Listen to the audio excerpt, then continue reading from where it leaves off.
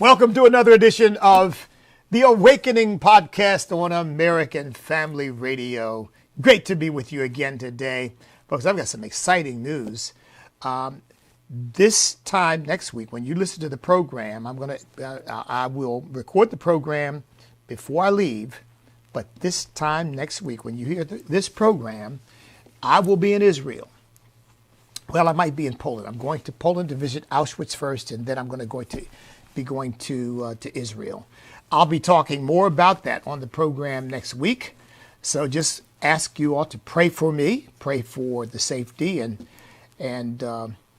safe travel and return of those who are going to be a part of this party that is heading for Israel. Things, as you all know, are a little bit volatile there right now, but I'm just believing God. I'm a supporter of Israel and the Jewish people. And, you know, you have to put your money where your mouth is, so to speak. So I am going, but I'm believing God for his protection against the madness that Hamas and these other Islamic terrorists are trying to perpetrate against Israel and the Jewish people. So I'm going to stand with Israel. That's where I'll be next week, so be praying for me. Second thing I want to mention is that on May the 16th, we are holding another Stand Awards dinner. I know that time goes by very quickly, doesn't it? Because it seems like it wasn't a year. Well, it wasn't quite a year, but we're 2 months away now from the dinner. But May 16th, we will be hosting another Stand Awards dinner. And I hope that all of you, first of all, will pray for me. And of course, I mean that very sincerely, that you will pray for me and pray for the dinner, pray for its success. Pray for our awardees. We're giving the George Washington Award for taking a stand to Tina Deskovich, founder of Moms for Liberty, Kevin Freeman, who is the host of Economic War Room and the founder of Liberty Ranch, Walter Hoy of Issues for Life, one of the great black pro-life conservatives of our nation, who has been trying to educate the black community on the fact that so-called abortion is a genocide.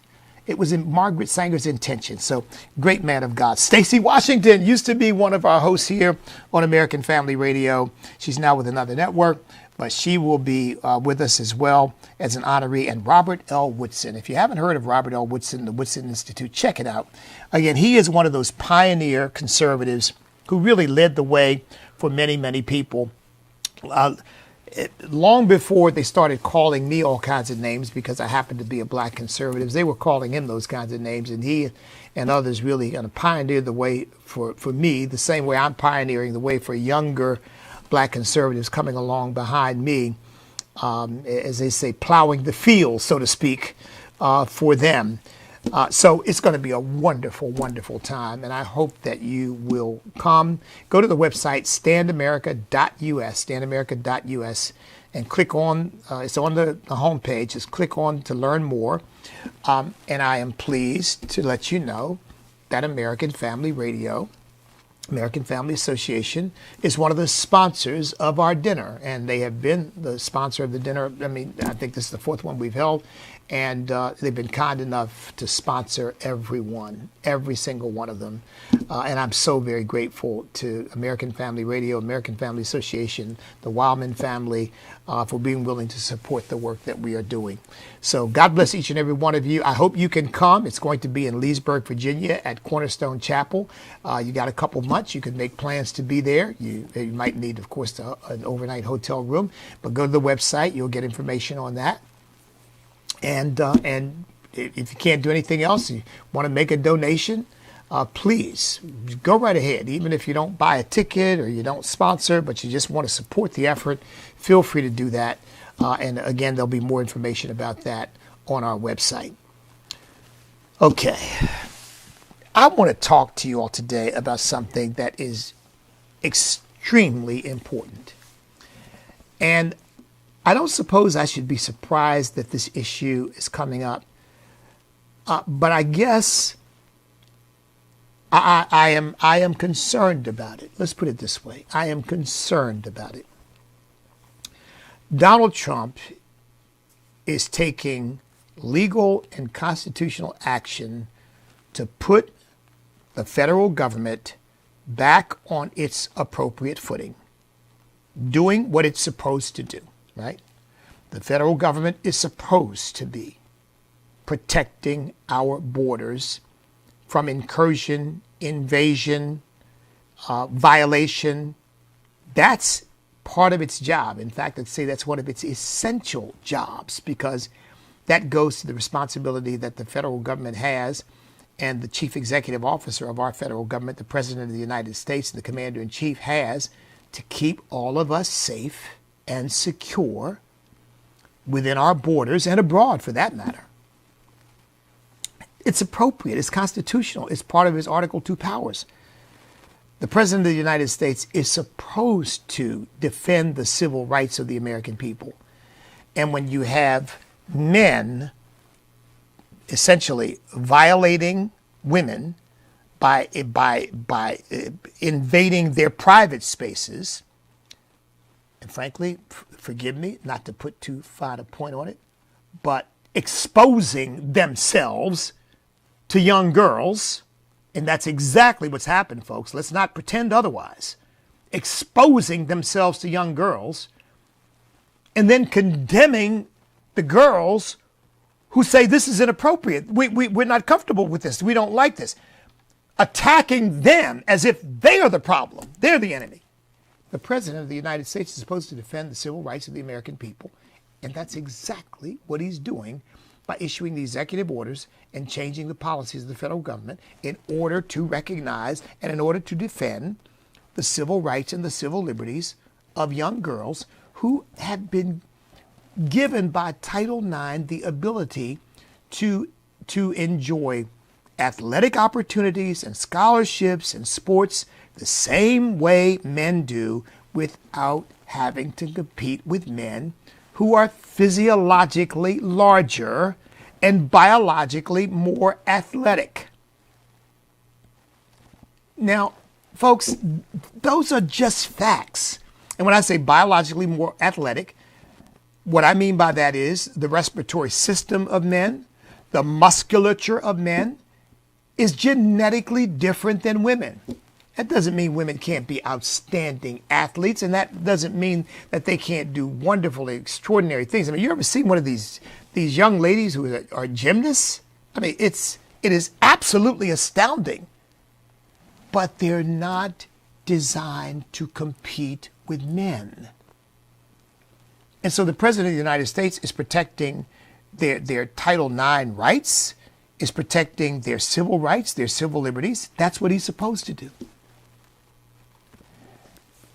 The President of the United States is supposed to be, since he is the chief executive officer, in the same way a person would be the chief executive officer of a business.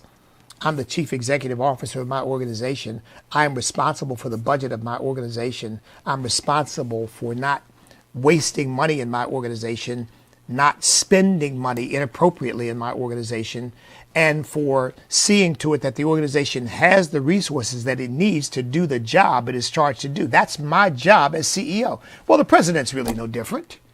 Got a whole lot bigger organization that he's running, but it's no different.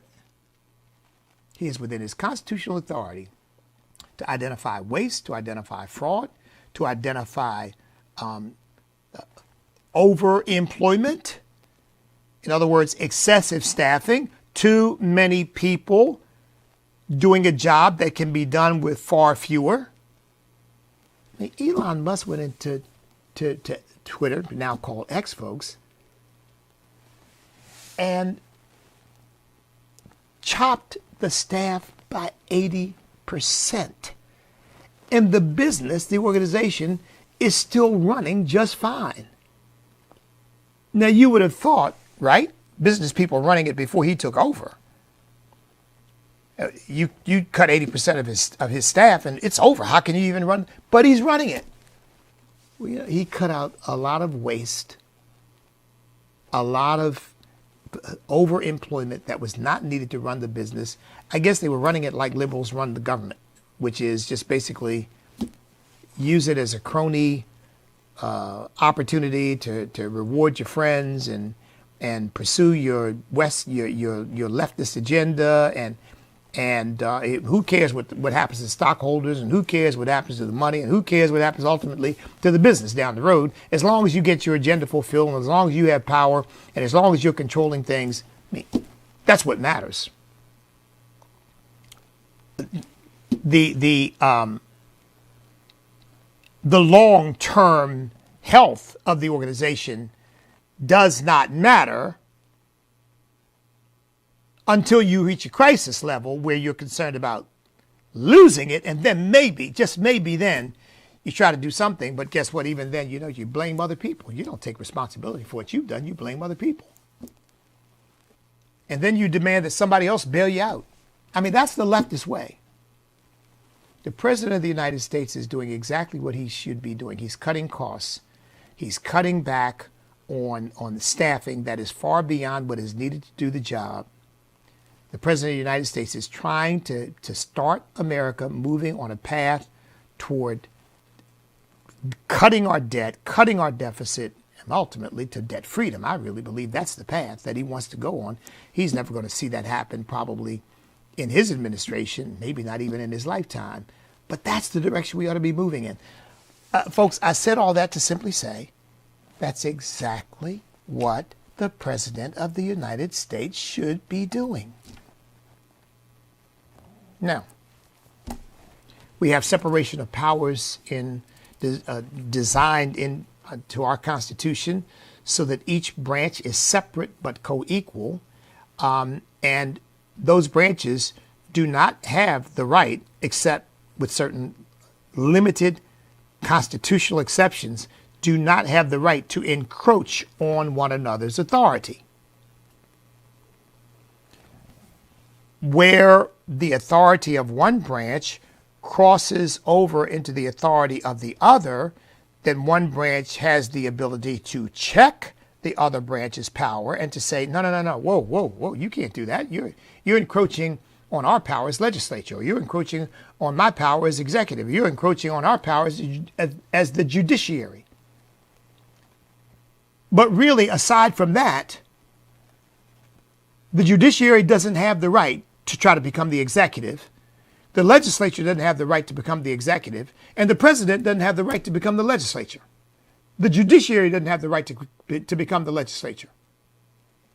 That's what you call checks and balances. I said I didn't really anticipate the level of consternation that I'm feeling about the way the judiciary is literally trying to usurp the authority of the President of the United States. Now, these leftists, these democrats, have run around with their hair on fire, talking about the President of the United States, President Donald J. Trump, is precipitating a constitutional crisis. In fact, that was one of the phrases that they were using when the cult got together and said, what phrase are we going to use this week? Constitutional crisis, constitutional crisis. The new phrase, by the way, is in the moment, in the moment, in this moment, in this moment, in the moment, given this moment. Apparently they get their marching orders, maybe from George Soros. Here's the phrase of the week, folks. So right now it's in the moment, in this moment. But, I don't know, a couple weeks ago it was constitutional crisis, constitutional crisis, constitutional crisis. It is these pinhead district court judges that are precipitating a constitutional crisis in trying to force the President of the United States to abdicate his executive authority and turn it over to a judge whose jurisdiction does not extend beyond a given geographical area that he presides over or where he sits on the bench.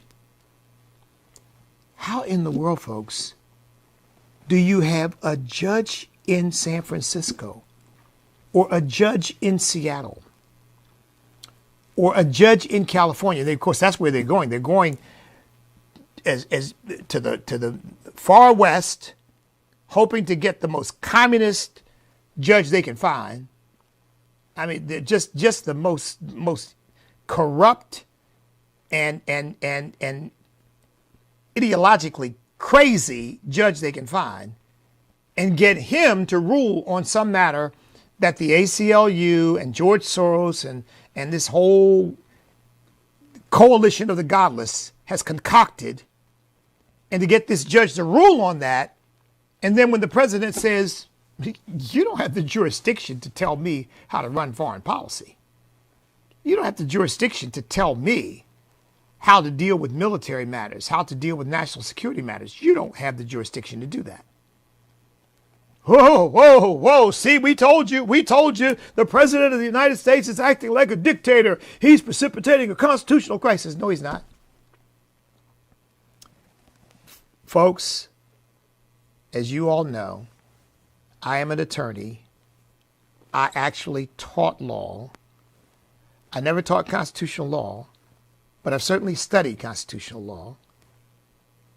The President of the United States is doing exactly what he's supposed to do.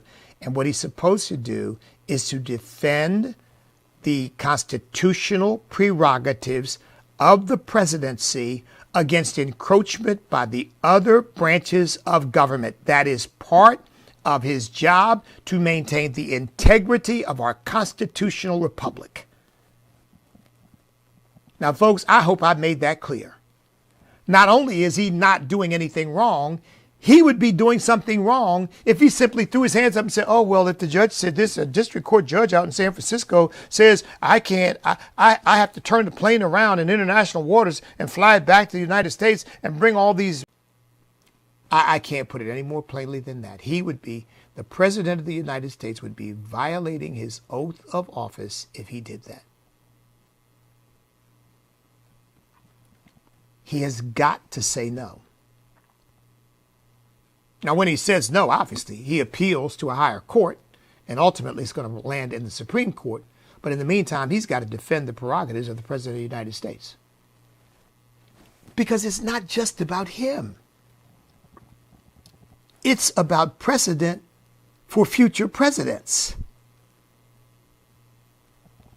The president must be able to exercise the authority of the executive branch in the same way that the Congress must be able to exercise the authority of the legislative branch. And same way the judiciary must be able to exercise the authority of the judicial branch. But they don't get to stomp on each other in doing so. And these judges, particularly in a particular district, think that they can issue edicts that change the whole policy of the government and really, in effect, take over the presidency and run it their way.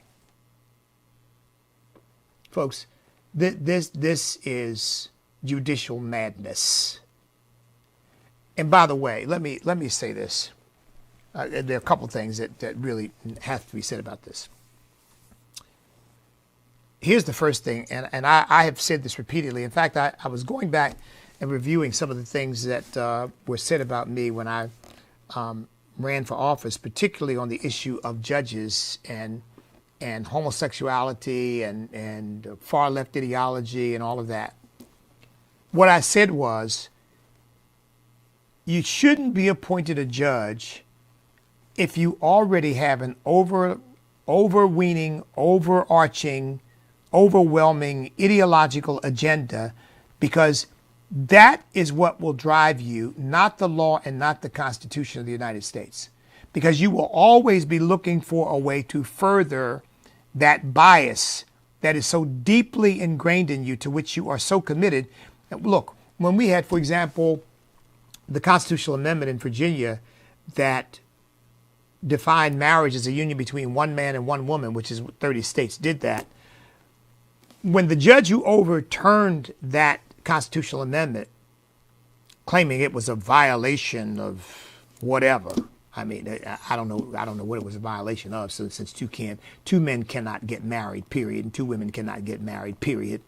That overturns 6,000 years of written human history, of recorded human history. It overturns every legal precedent in the history of mankind. But more importantly, it overturns God's law. God established marriage as a union between one man and one woman. That's it, folks. Full stop. But no. Judges know better, see. They know better than human history. They know better than human experience. They know better than God. That's part of the problem. They think they are God.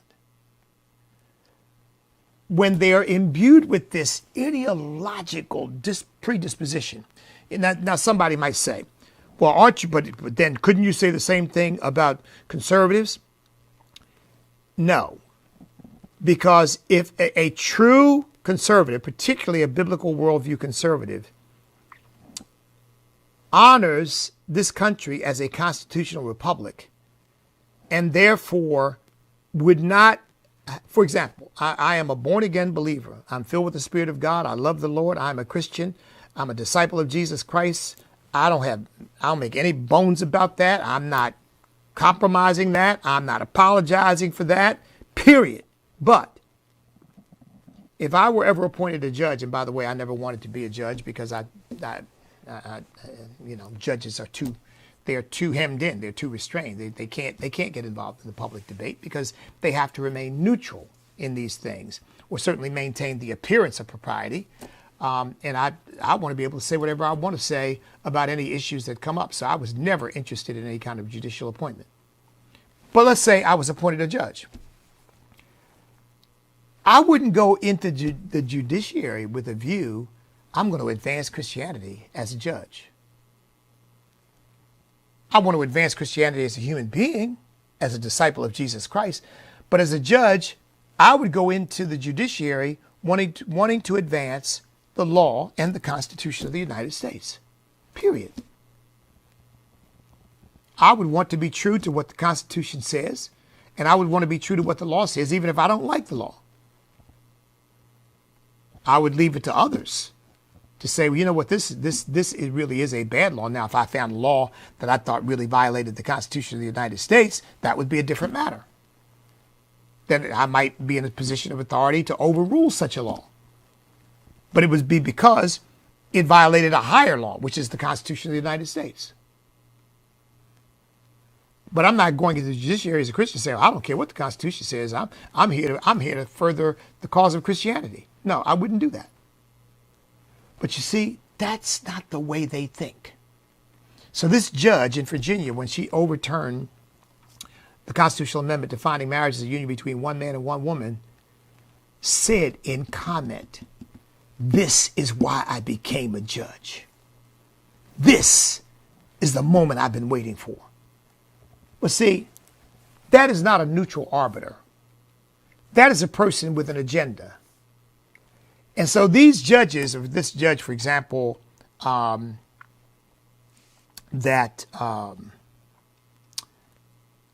one who basically tried to order Trump to turn the planes around and bring all these thieves and murderers and rapists and child molesters back into the continental United States. He's an Obama appointee.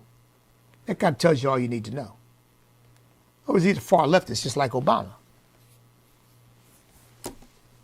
And just like Obama, in my view, Obama didn't have an agenda that was good for America. Obama had an agenda that was good for his leftist ideology. And these judges are the same way. So that's number one. So I want to underscore that because, boy, they've jumped on me about that. Oh, he doesn't think. They call it, he's anti-gay. He doesn't think gay people. Well, I'll tell you what, if that's what a person wants to be known by, and that's how a person wants to be identified, and if that's what's in the forefront of a person's mind, that's exactly right. No, I do not want that person to be a judge. And if I were president or governor, I would never appoint such a person to be a judge.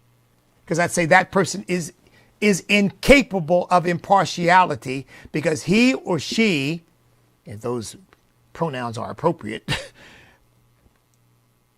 has already announced that they have another agenda aside from the law and the Constitution of the United States, and that is to further their own perception of human sexuality. I would say to further sexual deviancy. That's their real agenda. They don't need to be sitting on the bench and using the bench to do that. Well, these judges have a Marxist, socialist, anti-individual liberty perspective, and that's the perspective that they want to advance. I don't know anything about this judge's sexuality, but I'll tell you, I am learning. I think the first thing the Democrat Party, Democrat Party, as I've started to call it, the first thing they look for is your sexuality. I mean, obviously, race is important, but if you're a black woman who is a lesbian, whoa, that is the trifecta. you have hit the political lottery. You are inherently superior because of your race, your gender, and your sexual perversion. I mean, folks, let's just tell it like it is. It's insane, I know, but that's the way they think. Sadly, that are much more interested in opposing Donald Trump because they oppose his agenda than they are in adjudicating the law and the Constitution appropriately. So that I know that's a big, broad point, but one that needed to be made. Now let's get to this issue of the jurisdictional authority of these judges. Look, no judge has a right to tell the President of the United States how to conduct foreign policy or military policy or national security policy. They don't have a right to do that, folks, because it's not within their, it is not within the authority that the Constitution delegates to them. So look, let's just take, for example, the president is using the Alien Enemies Act in order to summarily deport these people who are criminals, gang of associates, all tatted up and, teardrops on their faces and daggers and demons and whatever else. They're identifying these people and they're getting them out of here. And that gives him the right to do so without giving these people a hearing. Now, that is a law that apparently has not been used very often, and it's one of our older laws. But folks, the law doesn't become invalid because it's old. It is only invalid when it's unconstitutional. I don't care how old it is, that doesn't matter. But the left trots this out. It's a very old law. Okay, but you see, they do that because they don't have any respect for the law, period. That's why they say that, because for them, this goes back to critical legal studies. Remember, I talked to you about this guy, Duncan Kennedy at Harvard Law School, who was teaching that the law is not right, good, fair, and we owe it absolutely no deference whatsoever because all it reflects is the elites in power, and it has no claim on righteousness or decency or fairness or justice. And see, that's the way they view it because they have a Marxist worldview. So to them, the law is just something to be manipulated until you get the results you want. The President of the United States has the right to conduct national security policy and to conduct military policy. Can you imagine a judge saying, when the President faces a military conflict, challenge, crisis, a judge saying, "Oh, wait, no, Mr. President, I'll tell you what bombs you can use, and I'll tell you what guns you can use, and I'll tell you how many personnel you can use, and by the way, you can't redeploy this you can't redeploy this section here. You can't redeploy these special ops groups over there. Now no. Can you imagine that? That's exactly what they're trying to do. That is exactly what they're trying to do.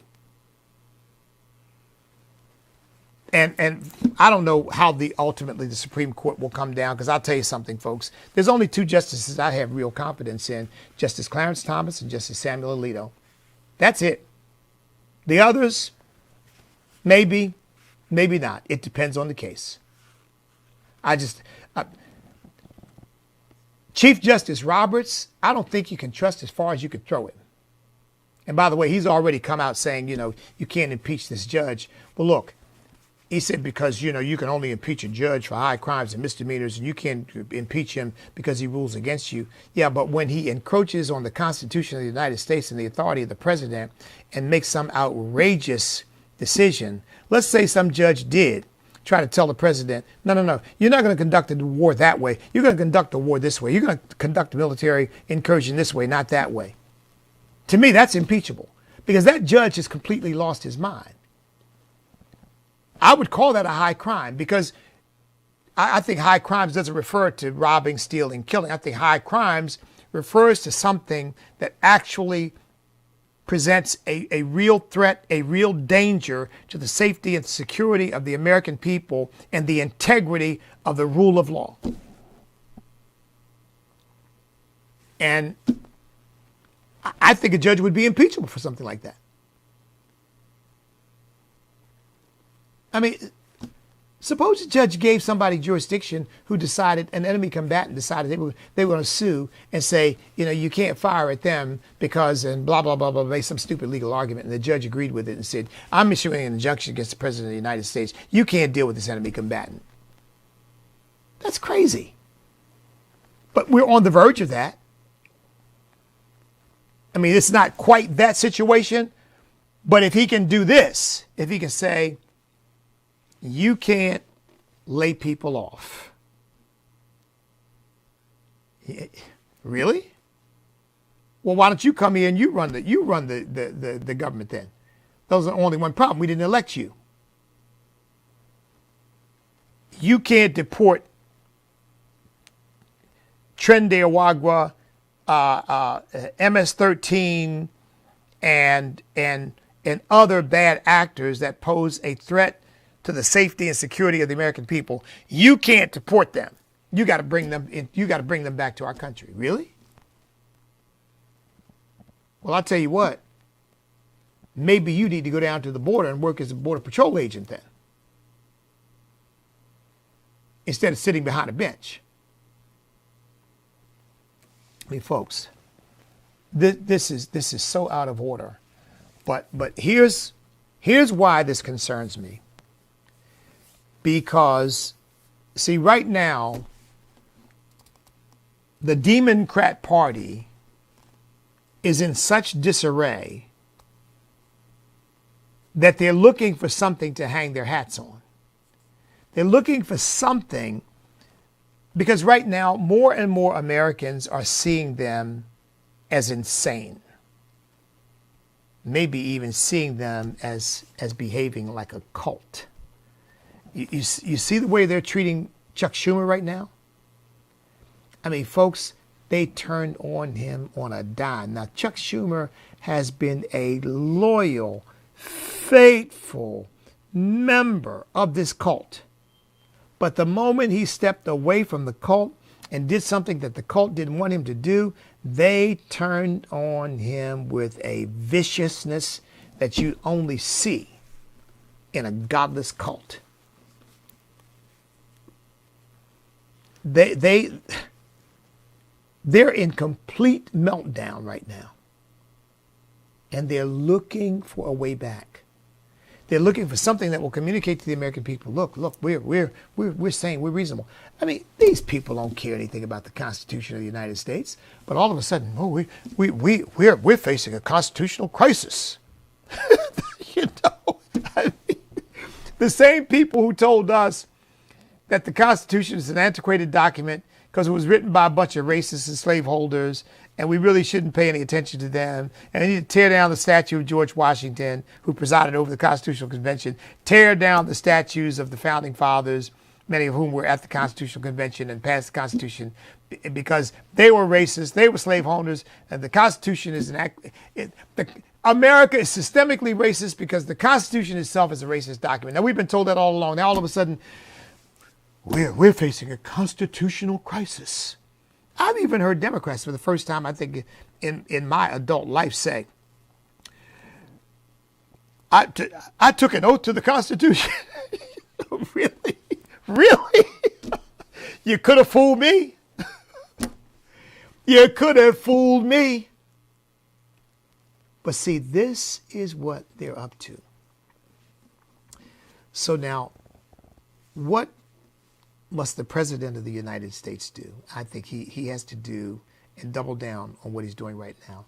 The President of the United States has got to roll out legal scholars who can say, look, this judge doesn't have the authority, doesn't have the jurisdiction. Look, the point of, and I did some litigation, criminal and civil. The point, the role of a judge is to decide cases and controversies. That's why you and I can't go to a judge now and say, Judge, we don't like the tax policy of the country and we want to change it. Would you issue an order changing that?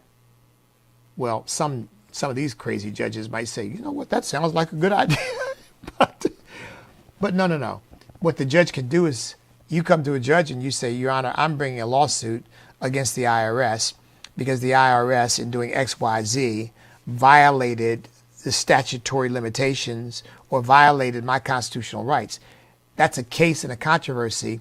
And if the judge believes that you have standing and he or she has jurisdiction, the judge can take that case. But now get this, to decide it for you. And what's happening is judges have this, what they're doing is taking it upon themselves. I'm not only going to decide this case for you, I'm going to decide this case for the whole country. And the IRS may or may not do this, that, or the other. So now the judge has taken over and become a policymaker. That's what we call judicial activism. Instead of deciding the case that is before the judge based upon your circumstances, which may well be unique, the judge takes that opportunity to issue injunctions and strike down policies and say, it's going to operate this way from now on, not that way. They don't have that authority, folks, under the Constitution. Now, I know they've been exercising that authority, and sadly, precedent sometimes becomes legal reality. Doesn't make it right. Donald Trump has got to bring those experts out who will say, no. You don't get to do this, Mr. District Court Judge. That's not within your authority. And by the way, remember this. The Constitution doesn't give judges any enforcement authority. You know that? They don't. They don't have. Judges don't have police at their beck and call, marshals at their beck and call, military at their beck and call. All the judge has is his verbal, or in the appropriate case, of course, the more appropriately, his written order. That's it. That's all he's got. And then he has to ask that somebody serve this order or somebody do something to enforce this order. I mean, he doesn't have any authority to do any enforcement. So when he says to the President of the United States, turn that airplane around, and the President of the United States says, you know what? You can go take a flying leap into the nearest lake. What's the judge going to do? The President of the United States is precipitating a constitutional crisis. Yeah, okay. And what next? There's ultimately absolutely nothing he can do. What's he going to do? Send the Justice Department after him? He'll send the FBI after him? The only thing the judge can do is wait for the appeal that will inevitably come and allow a higher court to decide it. Oh, he might be able to try to hold the president in contempt. But again, who's going to arrest him? What cop is going to... Oh, yeah, I'll head down to the White House and get him.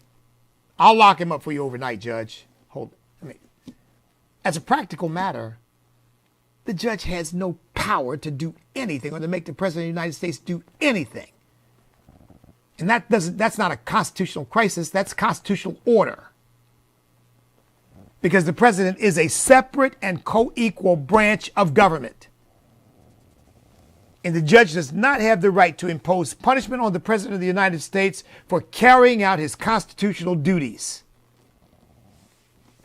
talking about the president not knowing what his duties are and not carrying out his duties. It's these judges that don't know what their duties are and aren't carrying them out because, again, they're too busy trying to affect their agenda.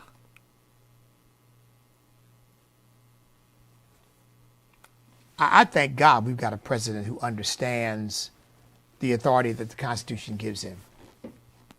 I'm not the least bit worried about the President of the United States, this President of the United States, abusing his authority. I think he is doing exactly what he's supposed to do. He's guarding it. Because his job is to protect you and me. And when he's doing what he's supposed to do to protect you and me, and he's doing it based upon the law and the authority that he is given in Article 2 of the Constitution of the United States to see to it that the laws are faithfully executed, all the judges in America can't stop him. Now, as a matter of precedent, the Supreme Court of the United States, as a matter of precedent, I don't think this is a matter of constitutional authority, but as a matter of precedent, based upon John Marshall in Marbury versus Madison, has been given the authority, has been ceded to the Supreme Court to determine the limits of presidential authority based upon the Constitution. But you know what I really believe? I really believe that the real authority to do that lies with the American people. And we render our judgment at the ballot box. That's where the real authority for that lies. That's one of the reasons why, folks, I haven't spent much time talking to you about it, but I will. I've got 4 constitutional amendments that we are proposing because I really believe that we've got to go above and beyond and over the heads of the Supreme Court because, frankly, like I said, there's only 2 justices I trust, and the rest of them, I wouldn't trust them as far as you could throw them in a barrel. I mean, put all of them in there because it take a pretty big barrel to fit the other 7. But you get my point. I'm not using that illustration to in any way suggest violence. I'm using that illustration to suggest my absolute distrust for these remaining justices. Now, obviously, I prefer, don't get me wrong, I certainly prefer Gorsuch and Amy Coney Barrett and Kavanaugh. I was going to say, can I really say Chief Justice John Roberts? I guess I trust him more than the liberals. I guess, maybe a little bit more. But I trust Justice Clarence Thomas and Samuel Alito with the Constitution of the United States to call balls and strikes and to decide based upon the text of the Constitution and the original intent of the framers. I trust them to do that. I don't trust the others.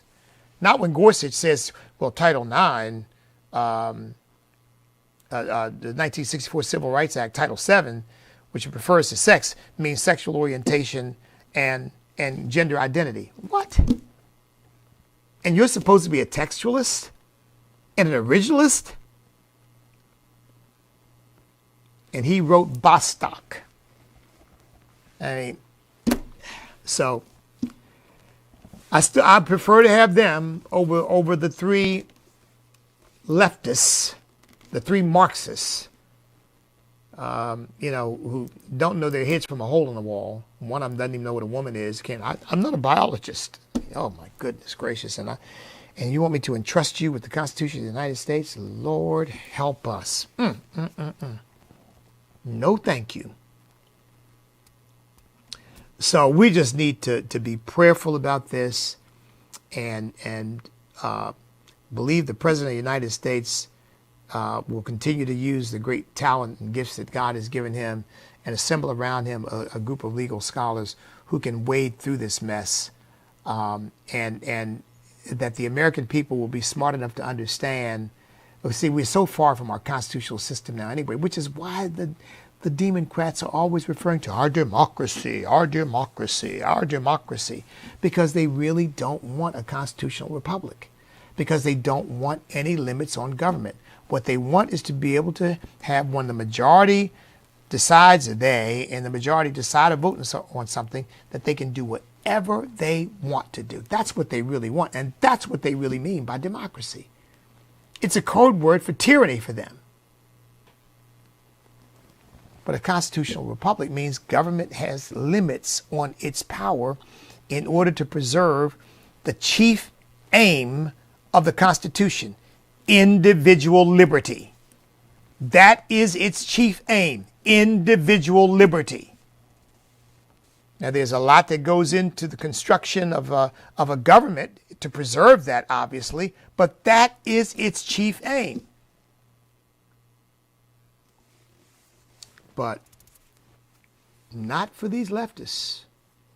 For these leftists, the chief aim of the Constitution and government and of they themselves is to do whatever they feel like. That's their chief aim. To further their agenda, their ideology, their sick worldview. That's their chief aim. If I can make that work with the Constitution, great. If I can't, throw the Constitution out. Who cares? If I can make that work within the law, okay, fine. If I can't, throw the law out. Who cares? Every one of these people that they've brought in here, using all kinds of shenanigans to get them into our borders, the millions that Joe Biden has brought in, they've all been brought in here illegally. They've all violated both the letter and the spirit of the law, no matter what kind of shenanigans he's pulled to get it done, because they don't care about the law. They care about their agenda. And they'll use all kinds of excuses. Oh, well, we need comprehensive immigration reform. No, what we need to do is obey the law.